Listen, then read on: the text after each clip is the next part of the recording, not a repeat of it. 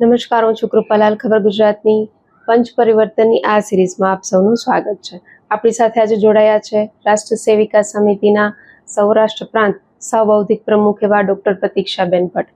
અત્યાર સુધી આપણે વિવિધ પરિવર્તનો વિશે વાત કરી છે, જ્યારે આજના એપિસોડમાં આપણે વાત કરીશું સ્વદેશી અને સ્વબોધ વિશે. ખબર ગુજરાતમાં આપનું સ્વાગત છે.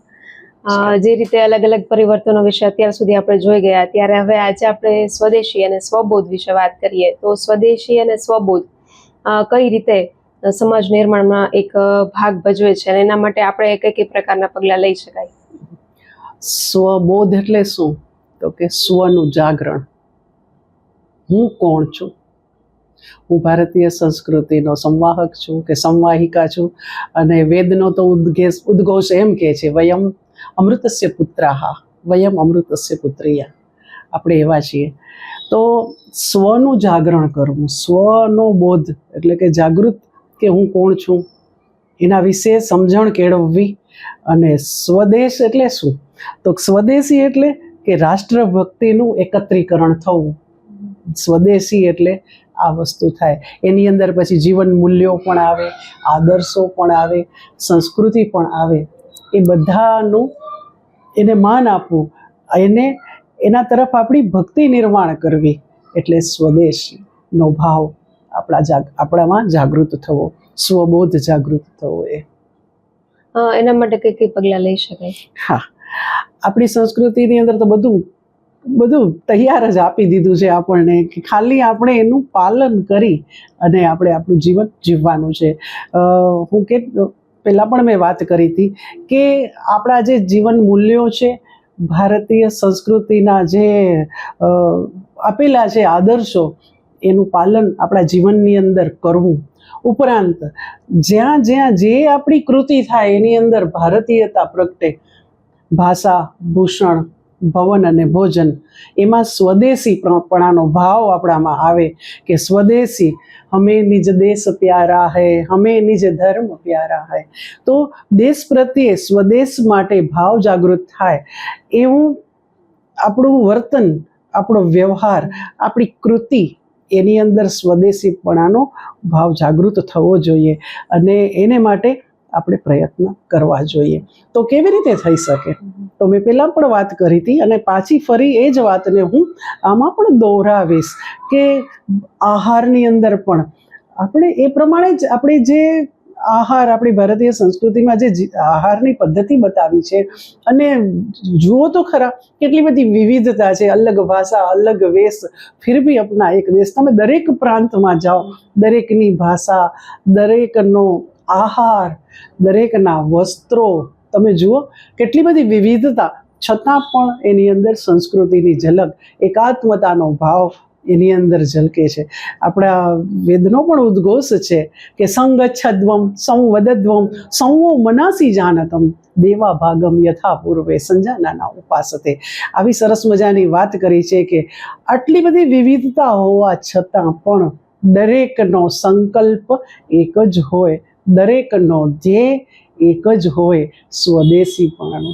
તો સ્વદેશીનો ભાવ જાગૃત કરવા માટે સ્વથી શરૂઆત કરવી પડે. ભારતીયતા, આપણી જે દરેક કાર્ય છે એની અંદર, આપણી કૃતિની અંદર સ્વદેશીપણું દેખાય.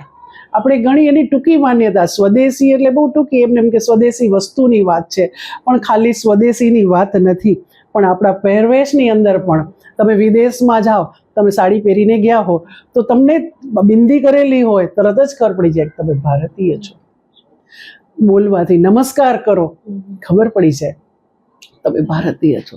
તો આપણા વ્યવહારની અંદર, આપણા પહેરવેશની અંદર, આપણા ખાનપાનની અંદર પણ ગીતાની અંદર એ કીધું છે કે આયુર સત્વ બલા આરોગ્ય સુખ પ્રીતિ વિવર્ધના રસ્યા સ્નિગ્ધા સ્થિરા હૃદયા આહારા સાત્વિક પ્રિયા. કારણ કે આહાર દ્વારા પણ આપણા શરીરનું, કારણ કે અન્નવય પ્રાણ આપણા શાસ્ત્રોની અંદર કીધું છે. તો તમારે કેવો આહાર લેવો. અને આપણી સંસ્કૃતિમાં તમે જુઓ તો ખરા કેટલી બધી વિવિધતા, વ્રતો અને તહેવારો સાથે આહાર અને આરોગ્ય હંમેશા જોડાયેલા છે. તો તમે દરેક તહેવારના તમે એક્ઝામ્પલ લેશો તો એની અંદર એ ઋતુને અનુરૂપ જ હશે. ઋતુને અનુરૂપ જ આહાર કે એ આપણા સ્વાસ્થ્યને સારું રાખે છે. તમે ખાલી સામાન્ય આપણે ગુજરાતીનો ખોરાક જોઈએ, આપણો દૈનંદિન આપણી દાળ જ જોઈએ ઉદાહરણ તરીકે, 7 રસો એની અંદર હોય ગુજરાતીની દાળની અંદર. તો આ વસ્તુ બહુ મહત્વની છે કે સ્વદેશીપણાનો ભાવ એ એમને એમ જાગૃત નથી થતો, પણ રોજબરોજના જે કાંઈ પણ આપણા કાર્ય છે એની અંદર આપણા પહેરવેશ, ખાનપાન, જીવન પદ્ધતિની અંદર સૂર્યને અર્ઘ્ય આપવાનું છે, પ્રકૃતિના તત્વોનું પૂજન કરવાનું છે, તો નિત્ય પૂજાપાઠ કરવાના છે, સાથે બેસીને ભોજન કરવાનું છે. આ બધામાં સ્વદેશીપણાનો ભાવ છે. હવે સ્વદેશી પણ સાથે જોડાયેલી છે કે આપણા દેશમાં બનતી વસ્તુનો ઉપયોગ કરવો.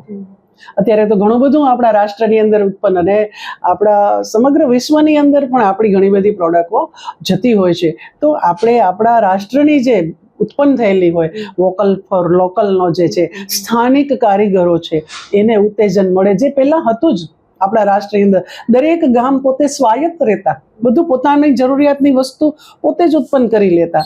તો આપણા દેશમાં, આપણા રાજ્યમાં, આપણા ગામમાં ઉત્પન્ન થતી વસ્તુઓ હોય એ વસ્તુઓનો જ ઉપયોગ કરવો, અને એને માટે ગૌરવ હોવું. પાછું ખાલી એટલું જ નહીં, એને માટે ગૌરવ હોવું. તમે સામાન્ય વાત તો જુઓ કે દરેક પ્રાંતની તમે સાડીઓની પણ વિવિધતા તો જુઓ, દરેકના વસ્ત્રોની પણ વિવિધતા છે, છતાં પણ એમાં કેટલો ગૌરવનો ભાવ છે તમે જુઓ. તો આ બધા ભાવોની જાળવણી કરવી, એ પ્રમાણે આપણી નવી પેઢીને પણ તૈયાર કરવી, એનામાં પણ આ ભાવ જાગૃત થાય, એના માટેના પ્રયત્ન આપણે કરવા જોઈએ. અને એને માટે ચોક્કસથી બે વાત કરી એમ કે એકમ સુધી, નાનામાં નાના એકમ સુધી, એટલે ઘર સુધી આપણે આ પ્રયત્ન સ્વધર્મ, સ્વભાષા, સંસ્કૃતિનું સંરક્ષણ કરવું હશે, જો ટકી રહેવું હશે, તો જો સમાજને સુસંસ્કૃત બનાવવું હશે, તો આ બધી વસ્તુને આચરણમાં લાવવી પડશે. અને એના દ્વારા જ આ સ્વદેશીપણાનો અને સ્વબોધનો ભાવ ચોક્કસથી જાગૃત થશે.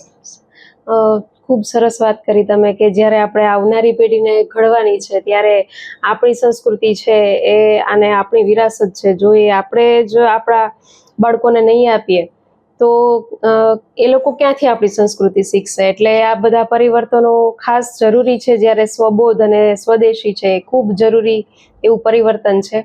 ત્યારે હવે આપણે આના પછીના એપિસોડની વાત કરીએ તો હવે આપણે નાગરિક કર્તવ્ય વિશે આવતા એપિસોડમાં વાતચીત કરીશું. ખબર ગુજરાત સાથે